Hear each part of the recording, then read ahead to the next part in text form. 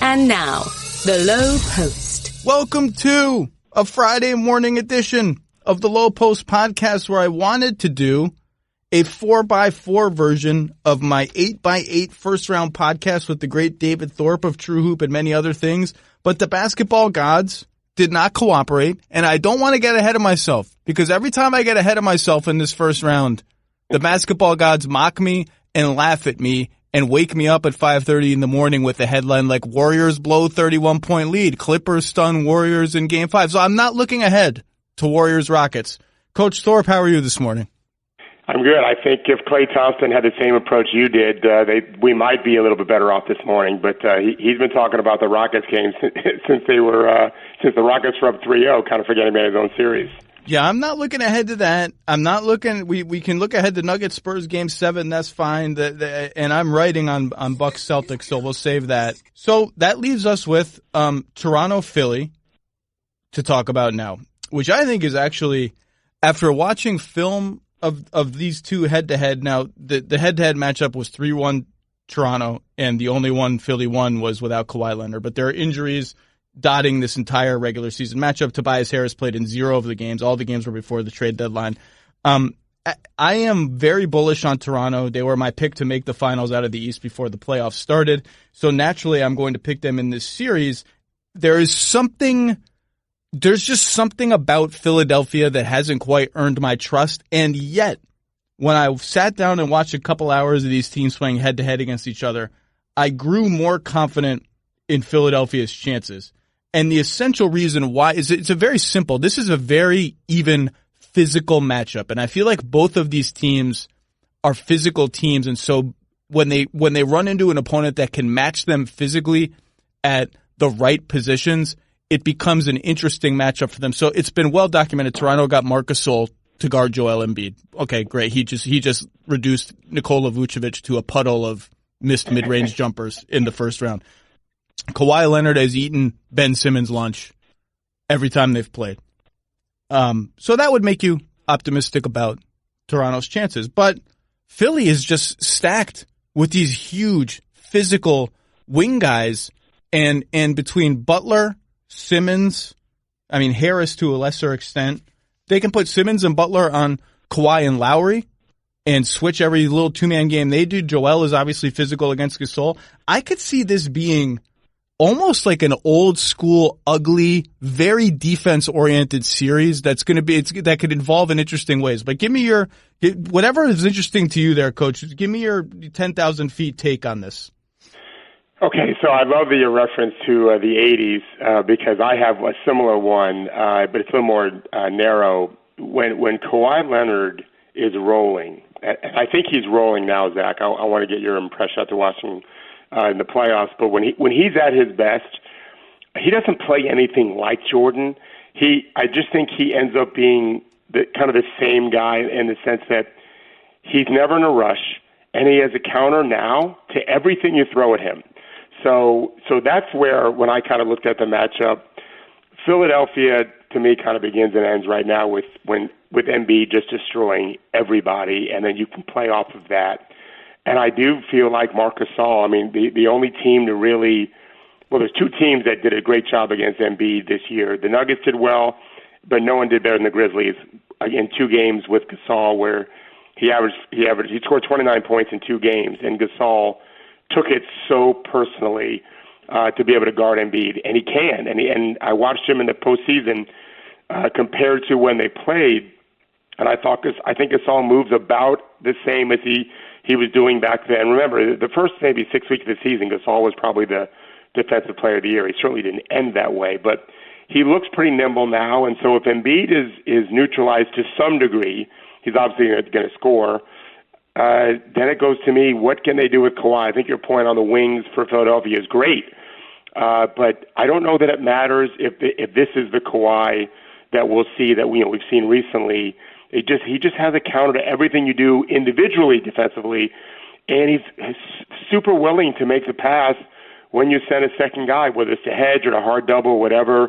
The Magic a couple of times trapped him early. He didn't panic at all and just made a simple pass. So I see it as, I agree with you. I think it's going to be a slugfest.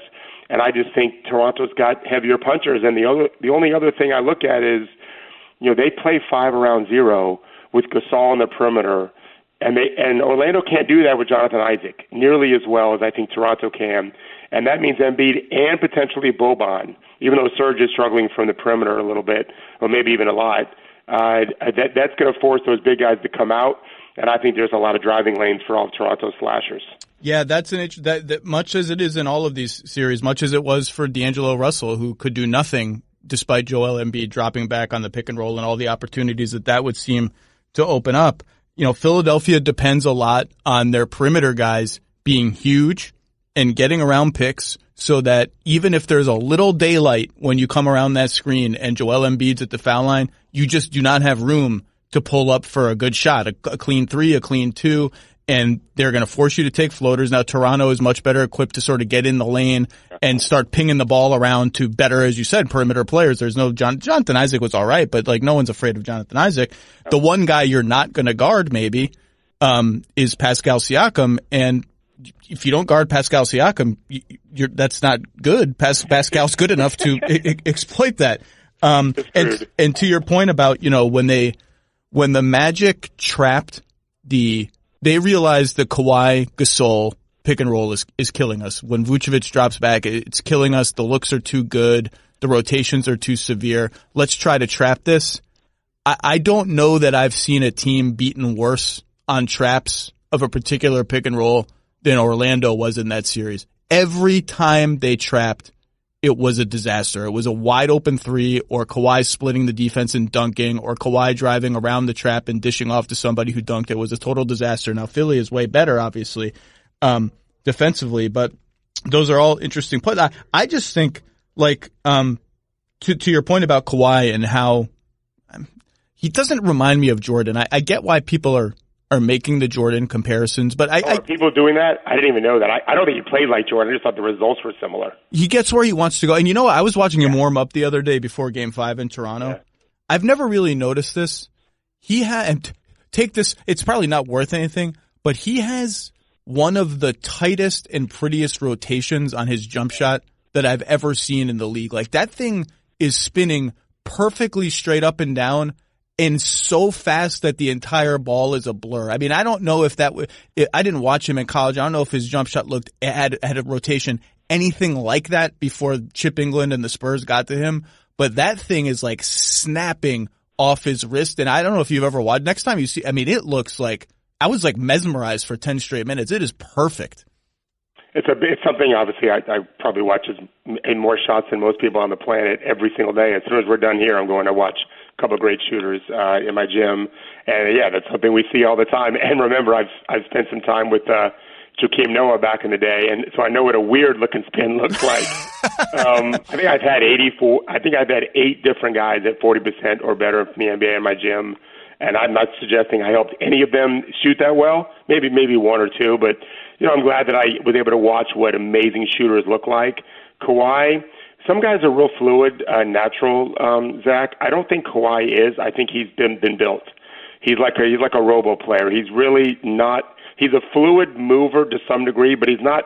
He's more mechanical either way. But I just think it works to his benefit because you just can't speed the guy up, and that's why I say because he's so under control, he always has the counter that you need to have. And by the way, I love that you watch guys pregame. I always make that a habit. I'd recommend anyone listening to this get to a game as early as you can and watch guys in warm-ups. I happen to have always enjoyed doing that.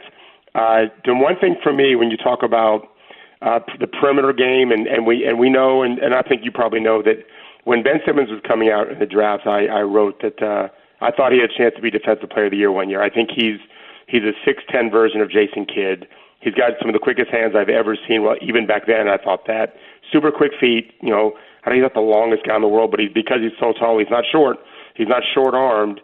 I think he's built to be a spectacular player defensively. But right now, his biggest weakness is off-the-ball defense, because I think on the ball he can be really special in games. And the Raptors, and to use your word, they kind of sneakily have a little pin-down or Pistons action game with Kawhi, where if Simmons is on him, they're gonna pin him down.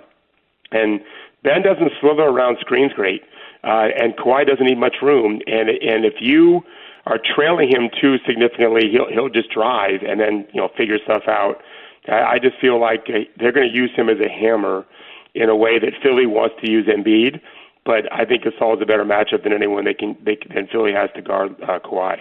Yeah, they started against Orlando. They started using some of they reminded me a little bit of like Adelman actions and the stuff the Heat used to use, where they would have Kawhi and Lowry screen for each other in the corner, and as Gasol held the ball at the elbow and tried to get switches and just sort of see what happened and let those two guys read, like, oh, should I cut back door here?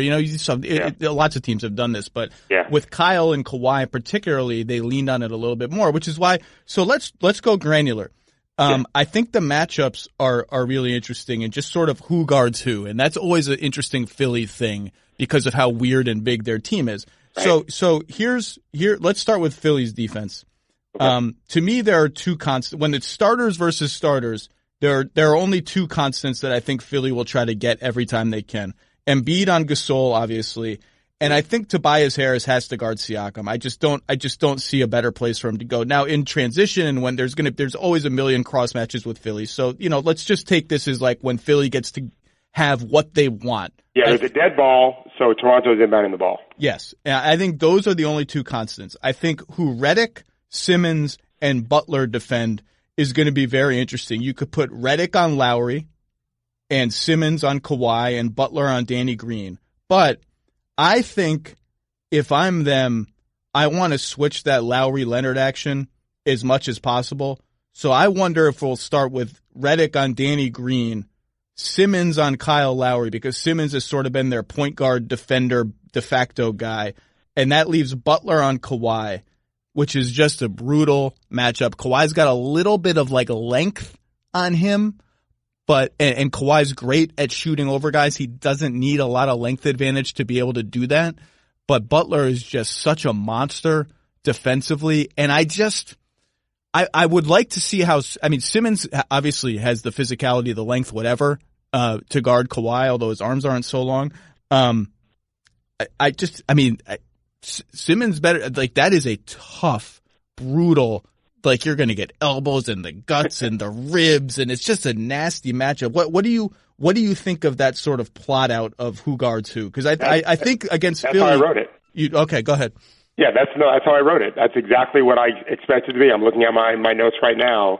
I think that, well, first of all, I think JJ needs to guard Danny Green and is more than capable. He's a super smart defender. First of all, let's go back to JJ. It's one of my favorite references. When people thought he couldn't defend, it was mind-boggling to me. I mean, Mike Krzyzewski's a well-known man-to-man guy, played for Bobby Knight, of course. JJ, early in his career, when everyone used to go at him, and I used to go to the games in Orlando, it's a 2-hour drive for me, when teams would come in, and when he was a young player, every other team that they ISO'd him as much as they could for a million reasons that we don't have to get into now. You can figure him out a lot, and part of it was just him being such a famous player from Duke.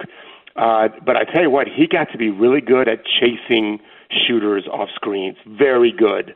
Like a little dog, like Patrick Beverley, although Beverley's better on the ball.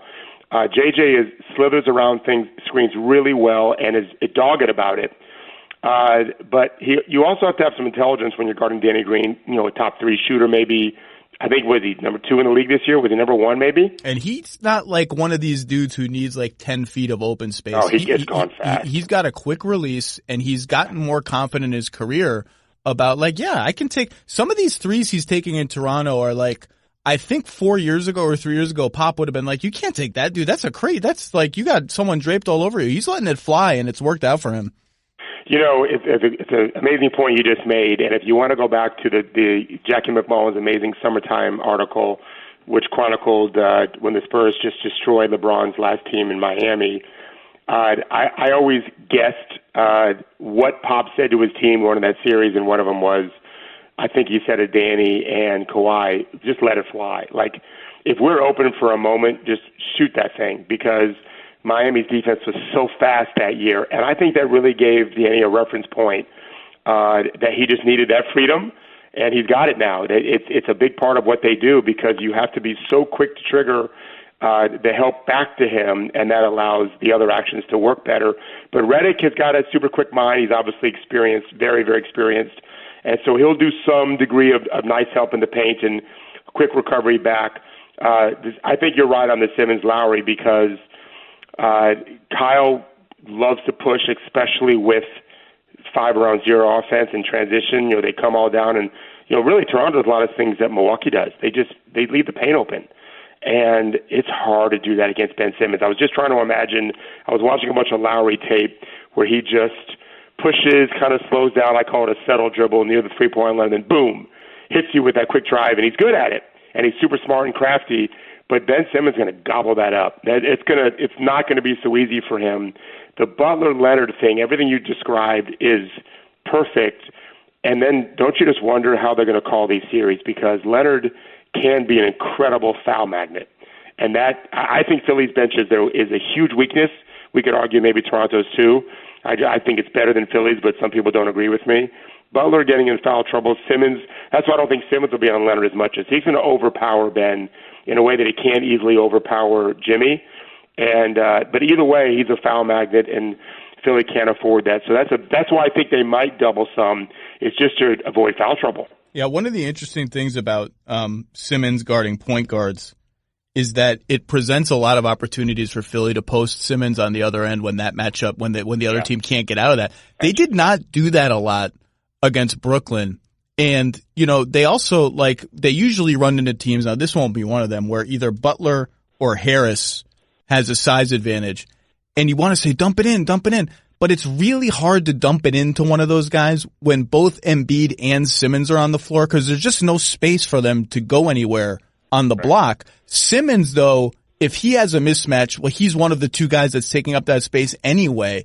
But Lowry is just, we'll talk about the matchups on the other end. Lowry is just unmovable in the post. The guy's a foot taller. They just can't move him. He draws charges.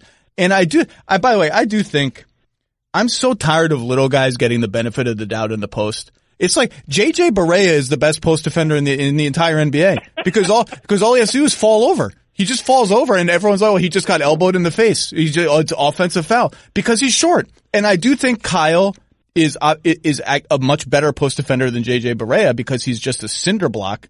But I do think part of the reason he's so good at drawing offensive fouls is because these refs are just, if you're little in the play, it's Patrick Beverley's benefiting from the same thing. And Kevin Durant actually said it. He called it out. He said, because he's a foot shorter than me, they let him do whatever he wants. Now, KD is not a back it down post up guy who's going to knock people over just sort of in the natural run of things. I'm just kind of sick of these little guys getting the benefit of the doubt. That's the end of that.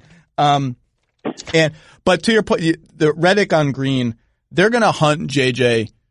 When these series get slow and nasty and ugly, they devolve into let me find the guy I want to attack, and that's going to be JJ. The Nets did that early in the series and really roasted him, and they were less effective at it going on. And I just think putting him on Danny Green at least make Toronto go through another step or two before that matchup materializes, because sometimes you run out of time. Sometimes just stuff happens and you don't get to it. If he's on Danny Green, I got to at least run some screening action on or off the ball to get the matchup I want. And all of a sudden there's 8 on the shot clock and there's help defenders in the lane, and it just doesn't work out as well. So that's why, I don't know. I like that setup, but we're going to see a lot of things. Listeners, hiring, I can imagine, is one of those things that can be challenging and time consuming. There are hundreds of job boards. Do you have to post your ad on every one? How do you know that you're not missing the one job board that has the right person? But there's one place where you can go that makes it simple, fast, and smart, and that place is ZipRecruiter.com/LowPost, the name of this podcast.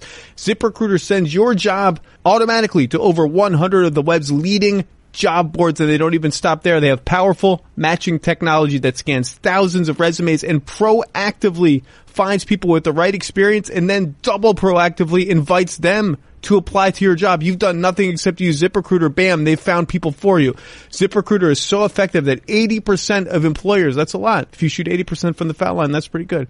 80% of employers who post on ZipRecruiter get a quality candidate through the site within the first day. You pretty much can't do any better than that. Right now, my listeners can try ZipRecruiter for free, nothing at this exclusive web address, ZipRecruiter.com/LowPost. the name of this podcast, LOWEPOST. That's ZipRecruiter.com/LowPost. ZipRecruiter, the smartest way to hire. Let's go to the other side. Yeah. Toronto defending Philly. What's interesting to you there, matchup wise?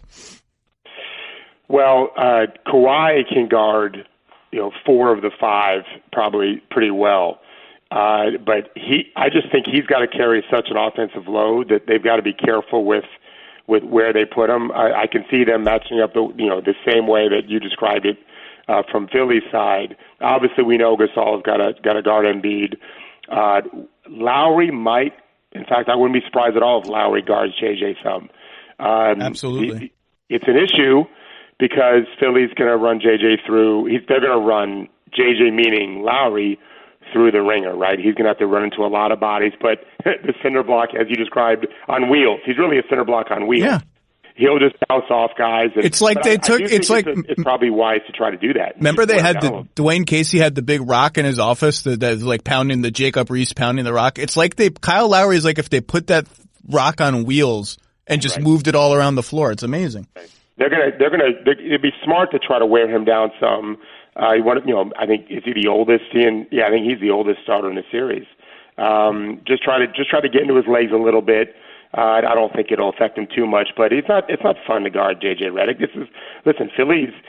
Philly's starting 5. Let's just be clear. I looked up the postseason. The best starting 5 in the first round was Philly's starting 5 in terms of net rating, and the second best starting 5 was Toronto's. And they also were right there in total minutes. But some starters like Boston starters with Baines were like a minus 0.3 in the average 10 minutes a game. These two starters, play 20 minutes or so a game. They're in there a lot more.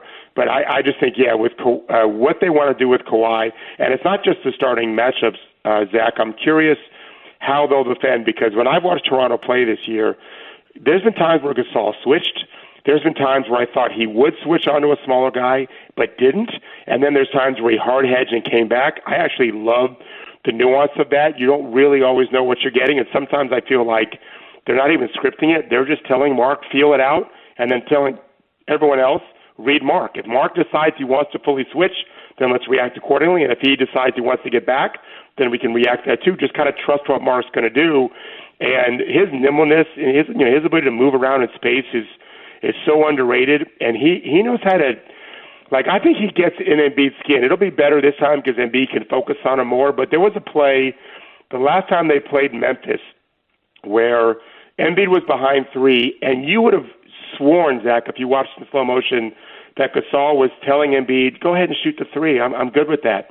And then Embiid took the bait, and Gasol blocked it so easily. He's longer than you think, and he's super smart. He's long, and he covers space faster than you think. He covers north-south space. He slides from below the three-point arc to above the three-point arc with his big arm up faster than jump shooters think he's going to be able to. He's such a gifted defensive player. So, to me, I'm looking at Kawhi, and again, I think he's going to have to carry a huge offensive load, and they've got to try to give him some rest somewhere.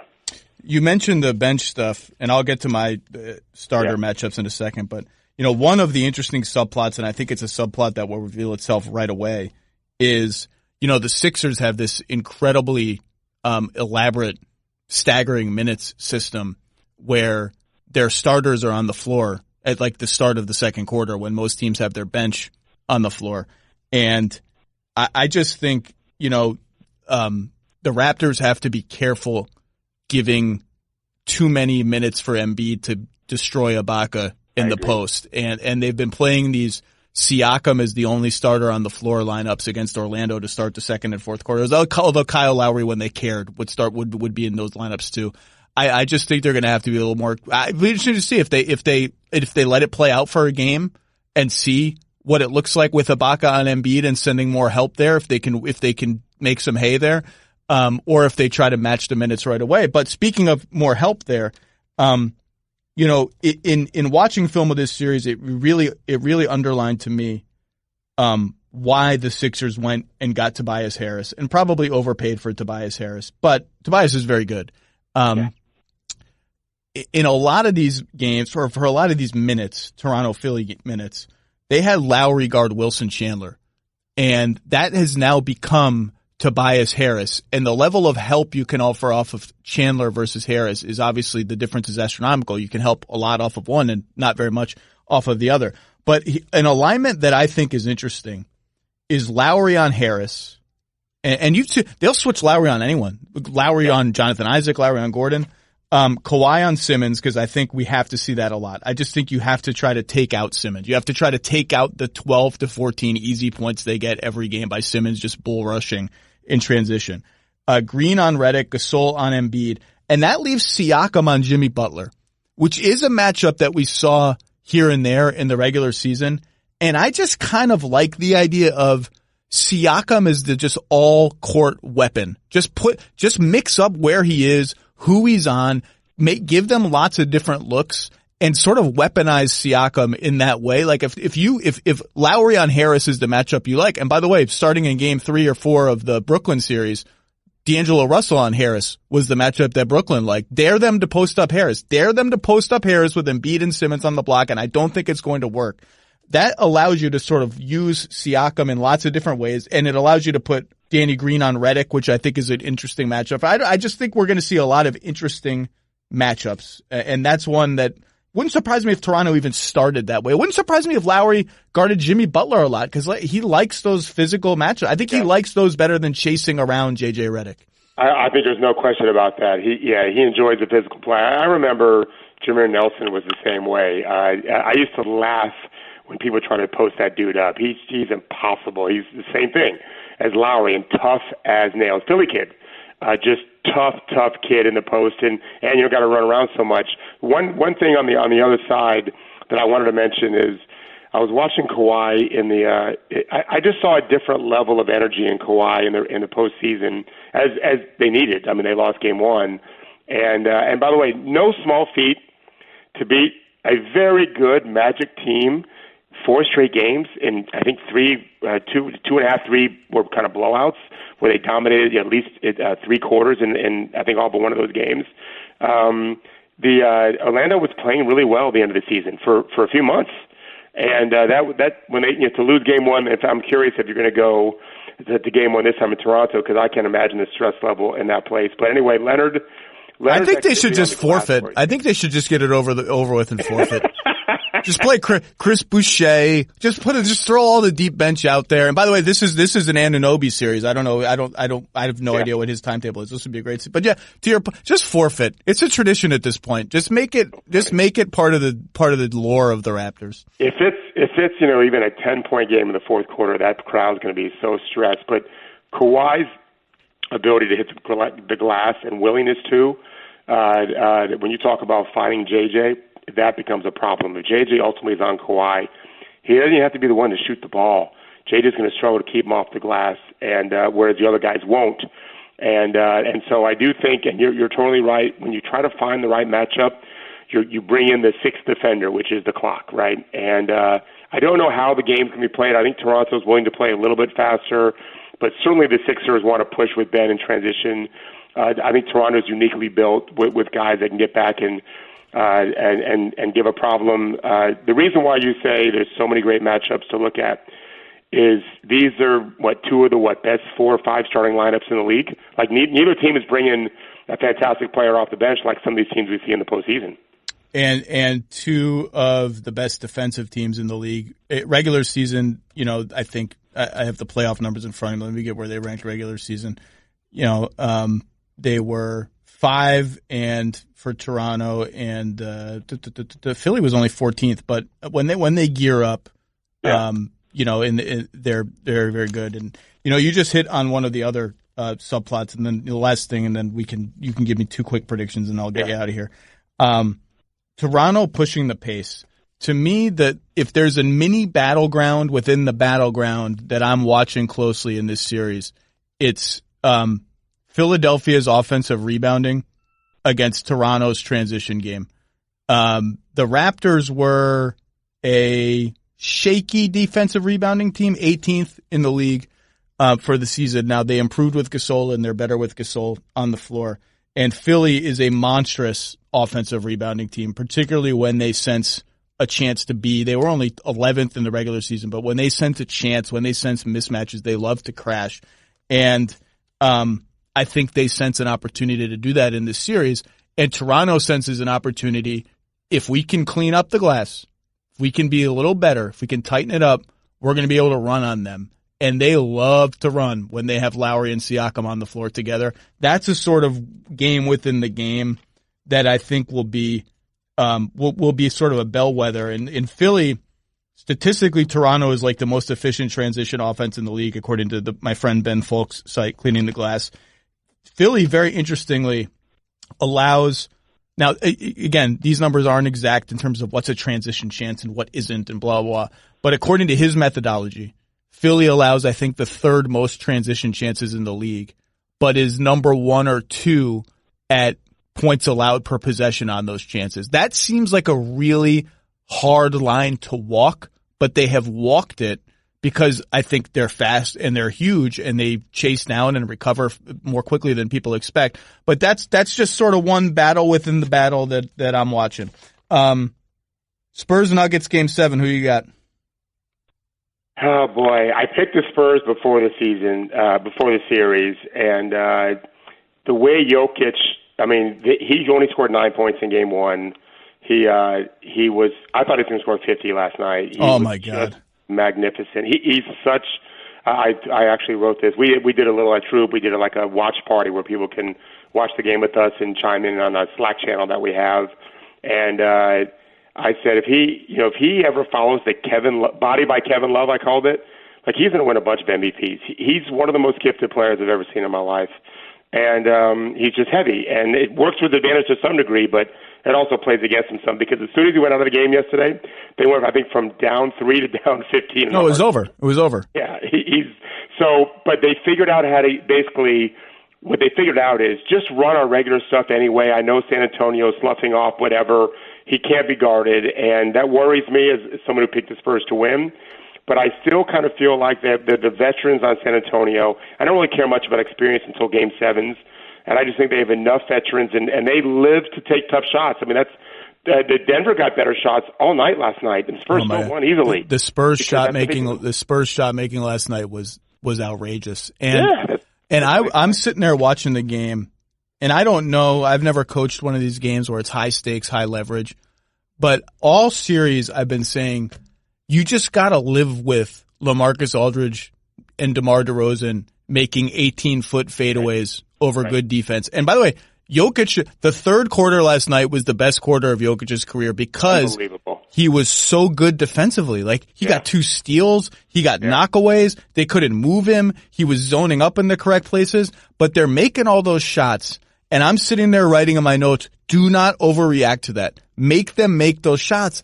But in Game 7, if they make them, you lose. If they make there is no margin for error left. It's a 1-game sample size. You can't play, well, the analytics say if you shoot 150, you're going to win. No, there isn't 150. There's just these like 7.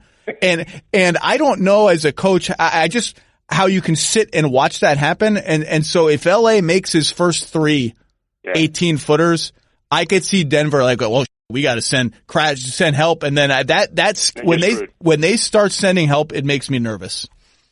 No, you're totally right. You have to live with that, but it's like guarding Dirk on his 19-foot fadeaways in his prime. Those were layups, and so you really didn't know what to do because you're going to give them literally uncontested layups if you send a second guy early. Otherwise, you got to live with Dirk making it, and it's almost the same percentage. And so I just think how you phrase it is right. They've got to make that decision, and I just think that Denver's going to just live with it, and I'm going to trust the Spurs experienced guys. Remember, the series should be over. Jamal Murray doesn't go crazy on fire hot in Game 2. The series is a wrap. And but I think actually, if you want to predict an overtime game, I predict an overtime game. I think the teams are very, very even. Of course, we're going to the Game 7. It's not such a rocket science thing to say, but I give the Spurs the slightest advantages. But that's all it is, just a slight advantage. Yeah, to me, it's a coin flip. I picked Nuggets in 6 to win the series, so I guess I have to stick with the Nuggets. But just a word on Jokic. Everyone knows I love Jokic. He's just some of the good things he does.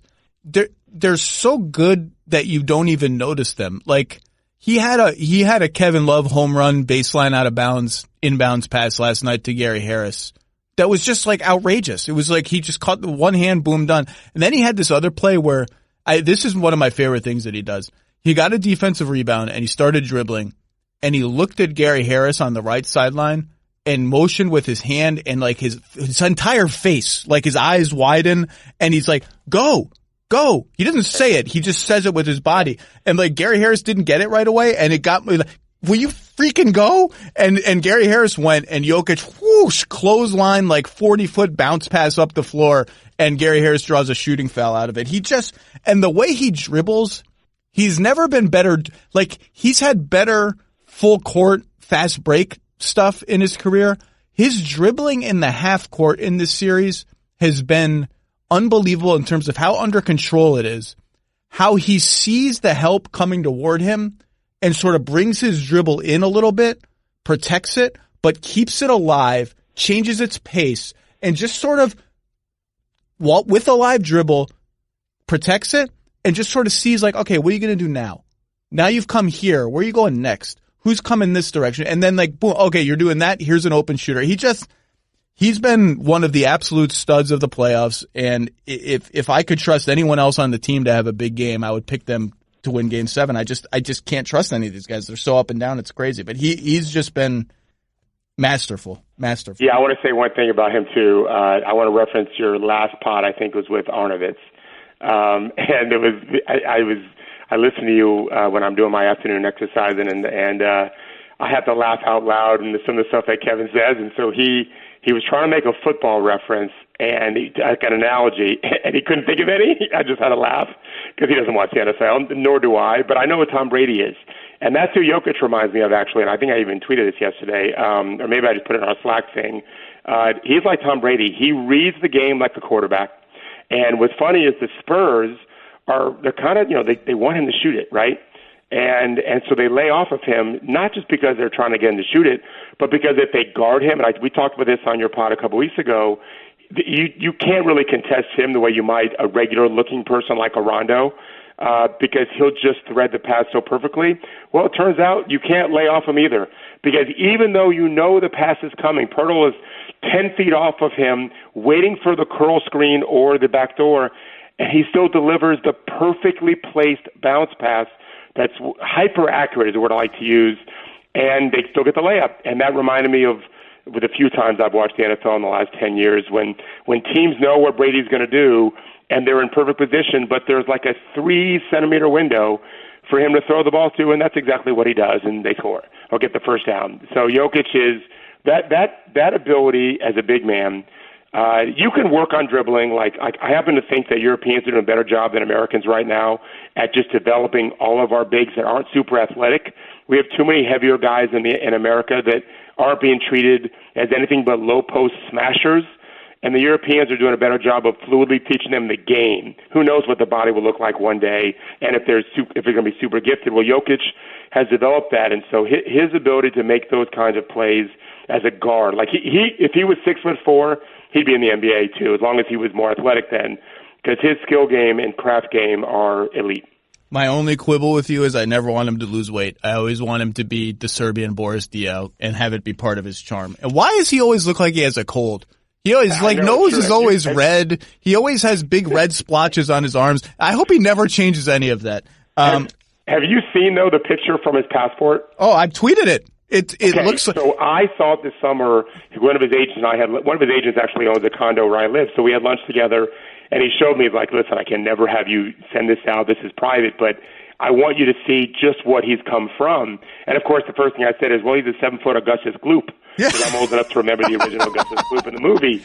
And I always secretly hoped it would one day make it out. It wasn't. I don't know who put it out there. But so he's already lost weight. He already looks better. And the truth is, he's going to lose it. He's gonna lean out. I'm not saying he'll be naked one day on ESPN magazine like Kevin Love, who looks incredible, but he's going to lose weight. I hope he is in the ESPN the magazine body issue as he is now. Okay, Coach, I got Nick Friedell standing by. Thank you for coming on and previewing Raptors-Sixers and all this other stuff. Everyone loves your insight. Coach Thorpe, thanks a lot. Thanks, my man. All right, let's welcome in our second guest, standing by in beautiful Los Angeles, California, covering what I think has been the single most surprising series of the first round that is still going on. Nick Friedell, my friend, how you doing out there? I'm good, my man. I think there are a lot of people in that Warriors locker room who are surprised that this thing is still going on as well. Did you start looking ahead, Nick? Are you guilty of looking ahead too? Oh, hell yeah. I had the hotel reservations. I was trying to figure out the flights. I just needed the schedule for the rest of the days. But Zach, in defense of the Warriors in that regard, I really didn't think they were looking ahead in Game 5. They just got beat. It's almost a disservice to the Clippers to say, oh, well, the Warriors were looking ahead, so that's why they lost. No, the Clippers kicked their butt the whole night, and they have played hard throughout this series. In that game specifically, the Warriors tried to turn it on late. They just didn't have it because the Clippers has already put too much space in between where they were at. I agree. I think the Clippers are really good. I just think this team has been in one playoff series that is extended beyond 5 games, the Durant team. And the second one of those, shouldn't be the Clippers. Like, the Clippers aren't good enough to be the second team to take them beyond 5 games. LeBron couldn't take them beyond 5 games post Durant. All year I've been taking Warriors over the field, and we have a 5-on-5 on ESPN today where I think everybody but one person still took Warriors over the field. I think Spears was the only one who took the field. I'm officially beginning to waver. I'm just stunned. I'm stunned that this series is still going on. I'm stunned by Game 2, and Game 2 was the single most stunning single game comeback I can remember ever covering the NBA. Game 5, I would have bet ungodly sums of money on the Warriors to win Game 5. If you picked all the closeout games that were going on in those 48 hours, so Philly had a chance, Toronto had a chance, who else am I forgetting? Houston had a chance, somebody else, and the Warriors, I would have put Warriors were like number 1 most likely. I didn't even think about it. I did not even think it was a possibility the Clippers would win Game 5. So to me, something isn't right. And everyone will just want to point to, well, Durant's free agency and Durant's being weird. He's like, point Durant, and then I'm Kevin Durant, give me the ball. And or they're looking ahead, or they're complacent. And I just think, like, okay, the complacency thing, that's cool. Like, you're supposed to flip the switch once. And once you flip it on, it's supposed to stay on. You can't just keep doing this. We're like, oh, we're complacent again. Again, we're complacent. Oh, well, we were complacent again this time. Okay, well, if you're going to be, soon you're going to be complacent 4 times and you're going to be losing, and then you're going to go be complacent on the golf course. I don't understand what's happening, Nick. Is it just Durant? Is it just Durant's free agency ruining the team from within? I don't get it. I don't believe so, Zach. Obviously, that's had a part in the whole season. That's been going on, and they've been dealing with it for 6 months at this point. The larger issue, and I think this gets lost in the shuffle as fans try to figure out exactly what's going on, is this team is just kind of mentally exhausted. 5 years of all the winning and the titles and the drama surrounding this season and the scrutiny day after day after day, they're just kind of mentally fatigued. I still believe they're going to win. I don't think that I think they're going to win the whole thing. The whole thing. I still believe that wholeheartedly. But it was my man, Crazy Tibbs, who always used to say, you build your habits in the regular season. And once you get to the postseason, it's tough to build new habits because they've been ingrained in you, the whole time. The strangest part of the last week or so with the Warriors group to me is after Game 2, you mentioned the 31-point comeback for the Clippers. That locker room was shell-shocked. Cousins had just gotten hurt. They figured they were going to lose him for the rest of the year. Guys were sitting around looking at each other going, what in the hell just happened? That locker room was silent.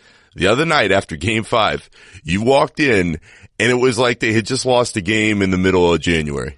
Like, you know, we'll get them on Friday. We'll get them in Game 6. I think guys were frustrated, but there was no gloom and doom, and there was no the sky is falling feeling from within. Now you could look at that two ways. You can say, all right, well, they've been through this before. They're not concerned, but it speaks to what you were saying. At some point here, and I still don't believe it'll happen this season, but at some point you can keep saying, we're going to flip the switch, and the switch isn't going to have enough juice anymore to turn on. In the end, I think the Warriors have too much talent and have too much pride to roll over, certainly to a team like the Clippers, but to not embrace the path they're on now, because they all know, despite all the flaws of this season, they're trying to make history. It's all about history. So I think they'll rise to the occasion moving forward. But that was very telling to me. It was like, after all the weird games, especially at Oracle, everybody kept talking about, let's protect Oracle and perform for the people in Oakland. They've been not great at Oracle all year. So, given what we've seen throughout the regular season, a game like Game 5, shouldn't be surprising in the context of what they've already done in the last few months. That idea that they were just going to dominate everybody in the postseason, it's just not the same as it was in years past. Well, if they're not careful, they're going to get to perform a third time at Oracle against the Clippers in the first round. Yeah, they can keep performing at Oracle if they want and just juice the playoff revenue until they're out. But look, everything you said makes sense.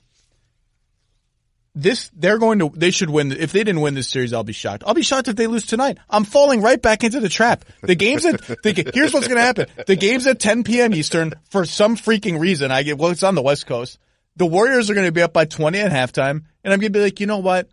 It's been a long week. I got to rest up a little bit. It's almost midnight. I'm going to go to bed. I'm confident. I'm going to wake up and it's going to be like Clippers win by 2. I can feel it happening again. Oh, no. I know. I don't even know what I was going to say. If they win this series, next round is Houston. Okay. Joke's over now. Houston's good. Now, I don't know if they're better than they were last year, but I know that, before the season, I thought they were still the second best team in the West and maybe the second best team in the league. I wrote that repeatedly. Everyone laughed at me when they were 11-14. This is the team they thought they were. This is the team we're going to start Eric Gordon, go all in on 3 guards, go all in on shooting. They're good. You get by them, okay, the Western Conference Finals, the way the bracket is shaken out, you're probably going to roll that. You should anyway. And then the finals, it doesn't matter which one of these teams comes out. That's going to be a good team.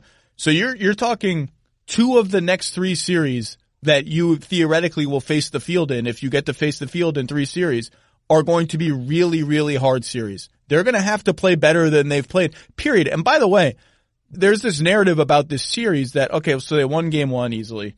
Game 2, we'll chalk that up as like a fluke. That was a fluke. They just stopped trying. Game 3 and 4, they went to L.A., curb stomped the Clippers, restored order.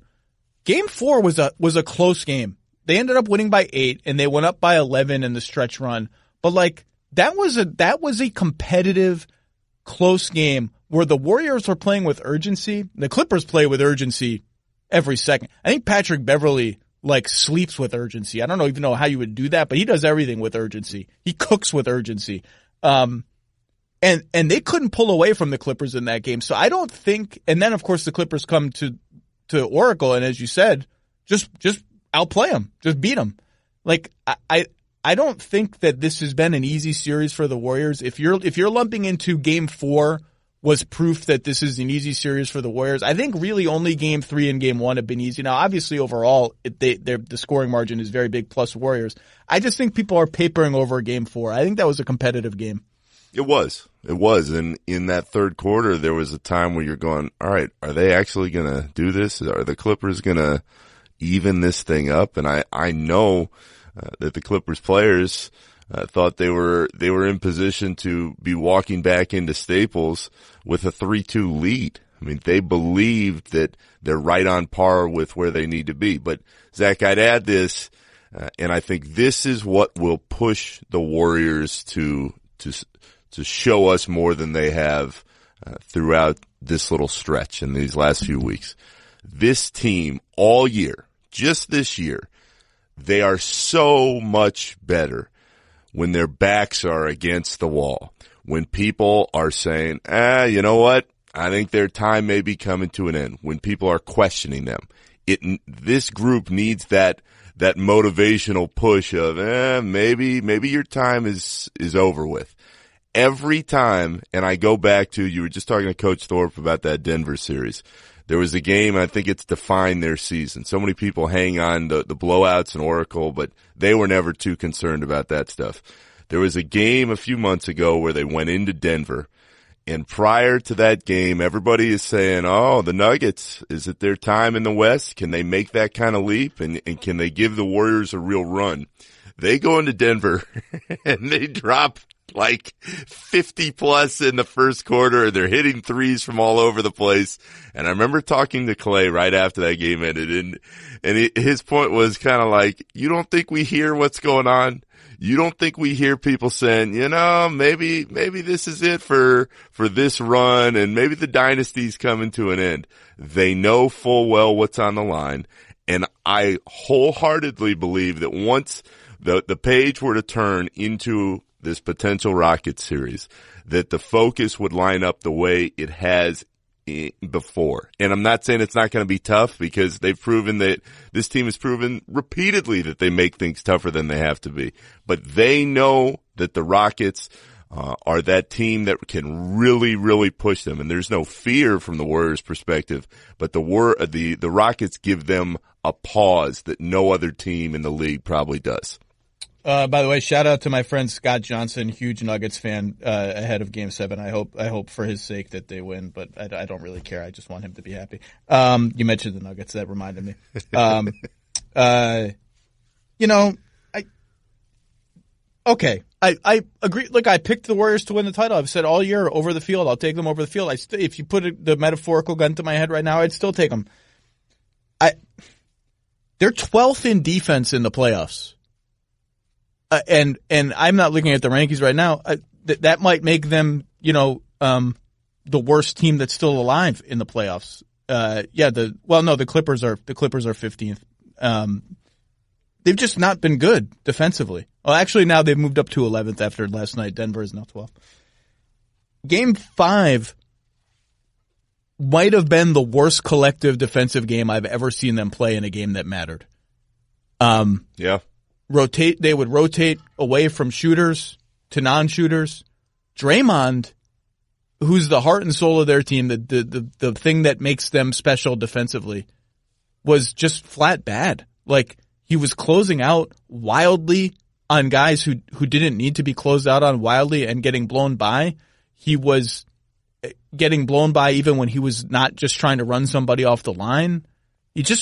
Now he had moments where, nobody reads the game as well as Draymond. So he's always in the right place. He had moments where he was thinking ahead of the Clippers and getting deflections and all the things he usually does. But overall, I thought he played one of the worst defensive games he's ever played in a real moment. And I've never seen anybody hunt Kevin Durant like Lou Williams does, like in Game 5. He wasn't just roasting Kevin Durant. Well, he was. He was bringing the ball up, pointing to Kevin Durant's guy like 10 times in a row and saying, come set a pick for me because I want that dude and I'm going to eat him alive. And he ate him alive. Like, fadeaways over him, crossed him up one time so bad he almost fell over, got into his little skinny body, and Lou Williams is skinnier than anyone, got into his KD's body and hit layups over him. The other gear, the switch that turns on, when we say that, we're really talking about defense and pace with the Warriors. Like, defense gets stops and run. It's defense. It was off in Game 5. And I think for some of it, like, they were trying. Like, Draymond's trying to close out on these guys. And it wasn't just, now some of the box outs were lazy. Some of the box outs were awful. Patrick Beverley just sort of, like, two guys are between him and the ball. They don't do anything. And he's like, yeah, I'm going to take this ball from you guys if you don't mind. Like, you're both a foot taller than me. I'm still just going to take it. Teams do that. Houston got 1 million offensive rebounds against them in Game 7 of the conference finals last year before they decided that boxing out was important again. I don't know. The defense is worrisome to me, and I'm not ready to just say, well, it's just an effort complacency thing. It's a little worrisome. One of the questions, you mentioned that 5-on-5 that just got posted on ESPN.com. It was, do the Warriors have a defense problem? Fact or fiction?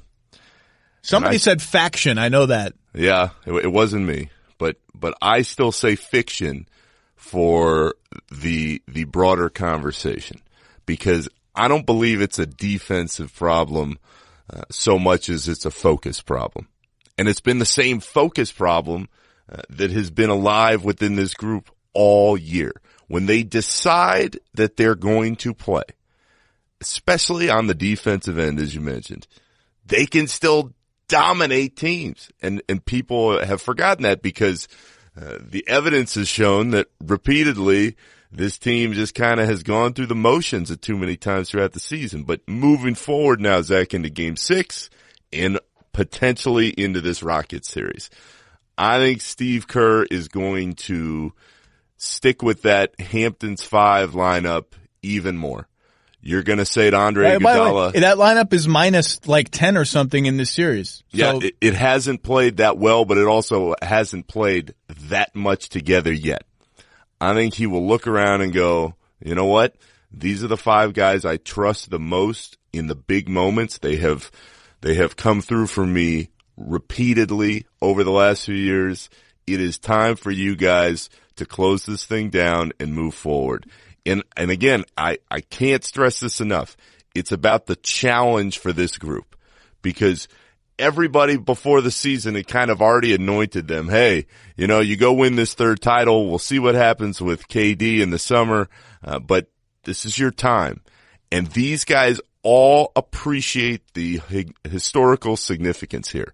And maybe I'm naive to this because I'm still 5-6 months in following this team day to day, but you talk to each one of these guys individually and they all understood that they were playing for something larger than just one more title. They knew that there were so few teams who had gone to 5 straight finals. There were so few teams who had the success that they've had, the Bulls, the Lakers with back-to-back-to-back titles. They knew what they represented. And when times are tough for this group, they have responded many times over in finding ways to win games and finding ways to remind everybody just how good they can be. So I still think that's within them. It's just that they needed that wake-up call, and they've certainly gotten it from how this many Clippers wake-up team. calls do they need? They need lots. Did they sleep? They're They like the need a marathon runner on Seinfeld who slept through the first one or didn't get one. Like, how many do they need? Do they need to set 4 of them in their hotel room this morning every 10 minutes? How many? Are we going to be in the finals and they're going to be down 3-2? We need another wake-up call. Oh, yeah. Well, then everybody's going to go, oh, this is it. This is it. And there's, Zach, look, there's only so many times you can go to that well. There are only so many times, but this has gotten another thing that I think has gotten lost over this season. This team's talent level is still incredible. Steph. Yeah, no kidding. They have Curry, Durant, Klay Thompson all on the same team, and Draymond Green.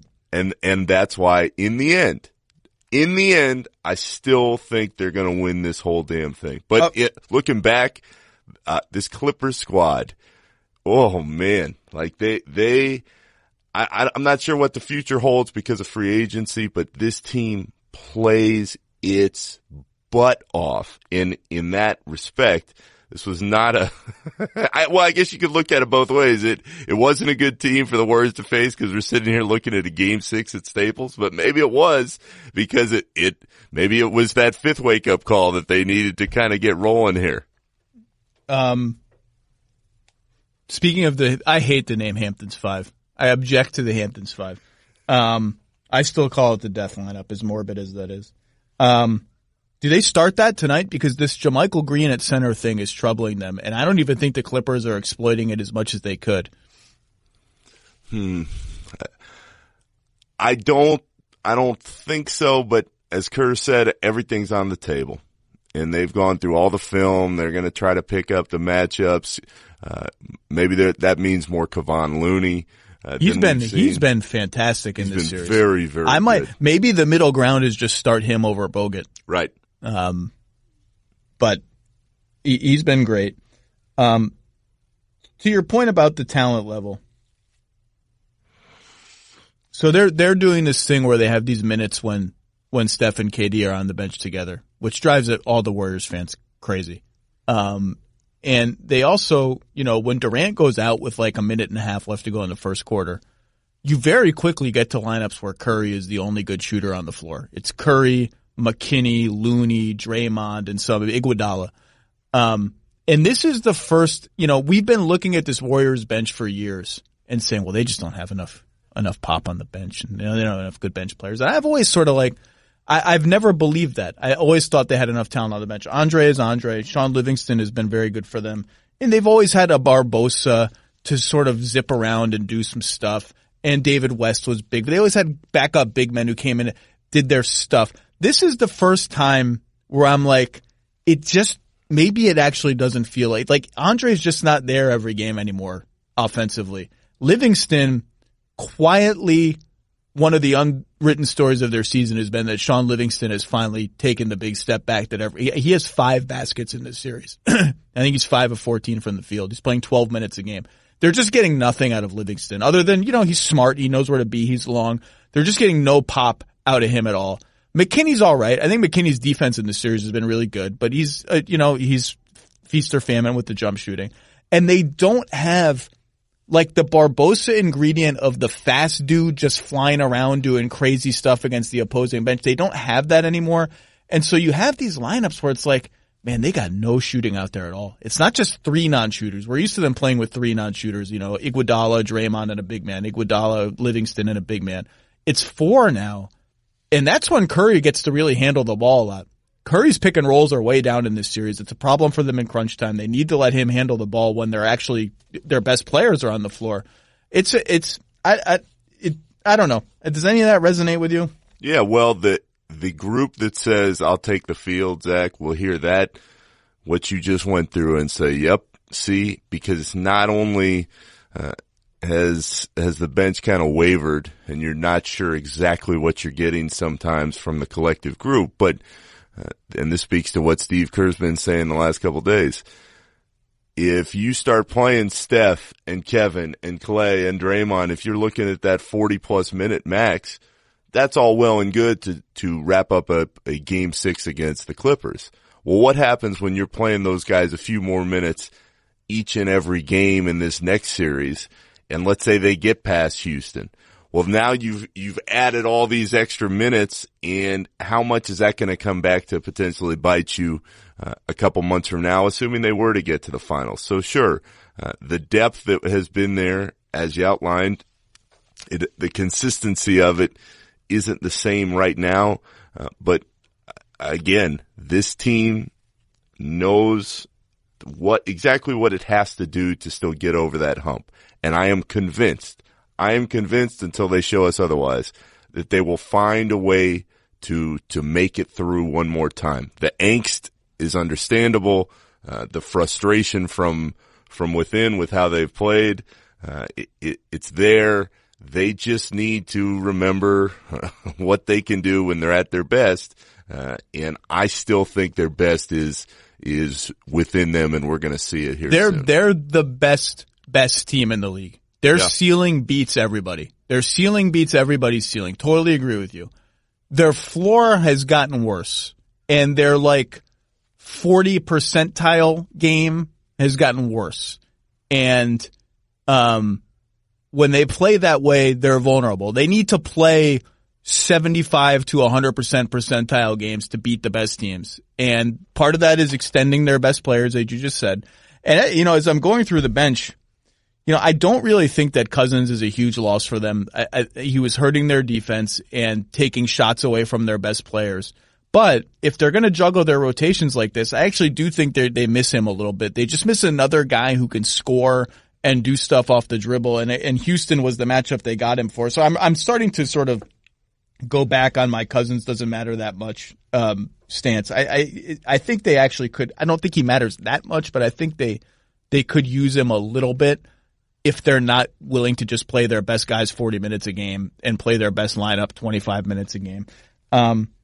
Look, I said before, I agree with you. If you force me to pick Warriors or the field right now, I'd still take Warriors, but it would be reluctant and uncertain, and I wouldn't put money on it. 2-3 months ago, I would have been, 80%, 70% confidence level. Maybe that's a little high. Now I'm 51 to 45% confidence level, maybe a little lower. I'm shaking, Nick. I'm shaking. You aren't alone, buddy. You aren't alone, and it'll be okay. But the vulnerability, I've been making this argument the last couple of days. this Warriors group right now is more vulnerable than it has probably ever been in this run. And you could point to some times with the Steph injury a few years back in the playoffs, and there were other moments where you kind of went, is this it? But there is so much focus and has been on what could happen in the future in the summer. And Steve Kerr has said repeatedly, his whole thing is we need to find our joy. We need to remember who we are. But I don't think that people are giving the group enough credit for just the mental exhaustion that comes with winning on this level. And I say that to people and they're like, wait a minute, what? So they're getting tired of winning? No, it's an accumulation of all the years. It's an extra season. They've played an extra season now. And an extra season all against good teams. There's no Phoenix Suns in this season. There's no, the Brooklyn Nets before this season. They're just all hard games. Which is why you saw them lose at home to the Phoenix Suns. I'm looking back on some of these games that they lost, and there were times they just didn't have it. But what I didn't expect, and I never expected, was a game like the other night. And that's the difference between this year's team and all the other teams we've seen before, because they didn't have it in a postseason game. And when you don't have it and you try to get it back late, I don't care who you are, in a playoff game when you're playing a team like that, you're not gonna be able to overcome what you've already done. So do you still feel the joy, Nick? Do you have the joy? Are you bringing the joy to Game 6? This season, I remember sitting in that studio with you in New York in October, and I'm saying, "Oh, this is Shangri-La. Like this is the best thing that's ever happened to me professionally."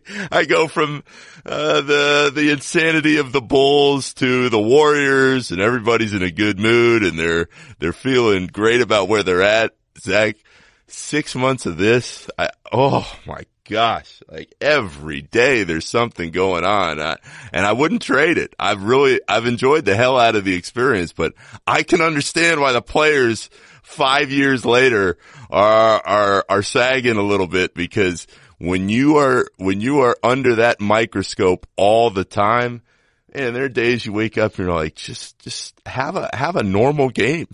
Well, it's amazing. Like I understand why Draymond and KD bolt the arena after Game 2. Because it's like, particularly Draymond knows, like, I'm going to say something that's going to be a news story. Whatever it is, it's going to be a news story. Yesterday, the music thing becomes a news story. Were you there, by the way? Were you in the scrum? No, I was in LA already. It becomes a news story that Draymond won't turn, I guess it was Draymond. I don't know. Someone off camera said, well, Draymond, this and that. That becomes a news story. There is no other team like that other than maybe the Lakers, whose emailing habits and alleged misunderstanding of BCC, protocol becomes a news story. And by the way, how are the Laker girls going on this interview of Monty Williams? How many people are going? 12? 15? Everyone's going. Why is Kurt Rambis involved? I don't understand. Anyway, this is just a whole other thing. Nick,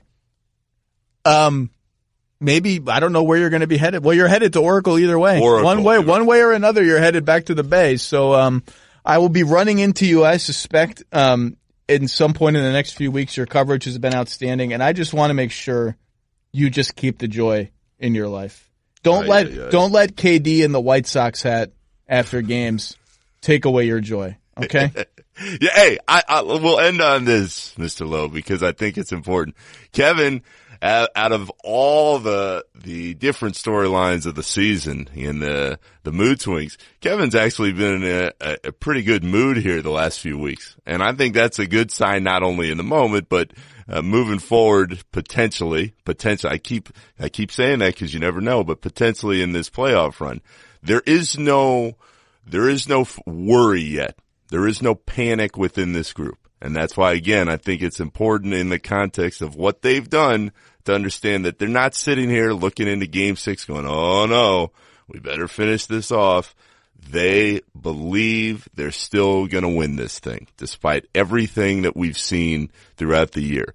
The emotions are in check. Now, that may change if they lose on Friday night, but this team knows knows where it stands, and they're still totally confident that they'll be able to find a way through all the mess. All right. Well, we'll see what happens tonight. I'm expecting a Warriors 12-point lead at halftime. Not a 20-point lead, but a really good first half by both teams where you see the Warriors really good is just 12 points better over 24 minutes and the Clippers really good. That's what I'm expecting. We'll see. Tonight's going to be telling because I don't care who you are. I don't care how good you are. I don't care what your pedigree is. If you're the heavy favorite, you do not want to be in a Game 7. You just don't want to. Game 7 is like if Lou Williams scores 50, because once out of every 60 games, Lou Williams is going to score 50. If JaMychal Green makes 8 threes, like, no, I'm serious. Like Game 7, I don't care who. You never know. I don't care who you are. You do not want to be in a Game 7 if you don't have to. And all that pressure will be on the Warriors. All right. Every bit of it in a potential Game 7. Nick, go do your thing. Thanks for making some time. Always enjoy talking to you. I'll see you soon, bud. All right, you got it.